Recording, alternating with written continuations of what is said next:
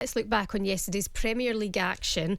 Lots for us to discuss, but we're going to start with Tottenham's 3-1 win over Nottingham Forest. It was live for you on talkSPORT 2. 2 goals from Harry Kane, 1 from Son, gave them the victory.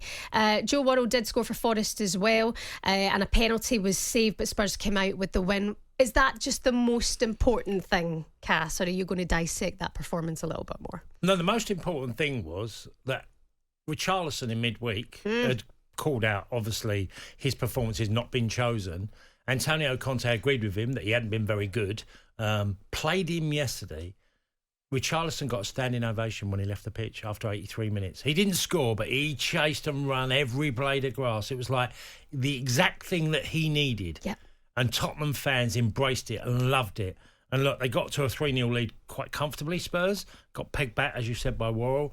But the big thing in the game was Richarlison for me, because he's not shown anything of what we saw. Because he, as much as anybody last season, kept Everton up. If you said to me, the player at the end that just delivered and with his performances, Tottenham haven't seen that from Richarlison this year. And it was a big day for him and the performance, and the fans loved it. Well, here's what Spurs manager Antonio Conte had to say on Richarlison's performance yesterday. I think today that I saw Richarlison from the start of the season. You know that he's struggling in this season because he had injuries, many injuries, serious injuries. But we hope from now until the end to stay well and to help us to try to find the best possible position in the league. It seemed a little bit panto from Spurs midweek and from Conte. Well, Richarlison's interview to Brazilian TV saying, you know, the season has been, you know, whatever he said about it, he almost sounded like he was putting it on the team and on the manager. And then for Conte to come out in his pre-match press conference and said, yeah, well, he's right, his season has been terrible. I actually thought, God, that's just a bit of a shambles, the way that they were kind of going at each other in the media.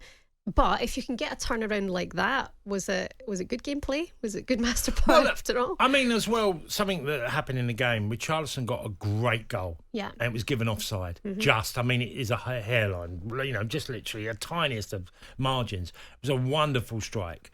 But his performance had everything that fans want from their players. The energy, desire, motivation. And he's not done that. And maybe he's, you know, his nose has been put out of joint at Spurs a little bit because the manager hasn't been using him. But yesterday, it certainly worked. I did say before the game, for Spurs, this was the perfect game for them to play Nottingham Forest, who have a terrible away record. Tottenham now still in 4th position. This can be the only thing to salvage their season. Yeah, and they need to, because it's you up think for they'll grabs. stay there? Well, I don't know, because what we've seen is Tottenham can be a hard watch and a difficult team to sometimes predict. What I am seeing is that 4th place is literally going to be the giveaway one, because everyone seems to get there is messing it up, having bad results. You know, Liverpool have got close and then lost yesterday at Bournemouth. 4th place is definitely... And Newcastle's form has been indifferent. So it's up for grabs. Interesting. Harry Kane, we spoke about him last week, didn't we? Because we were together last week. Brace from him in yesterday's game.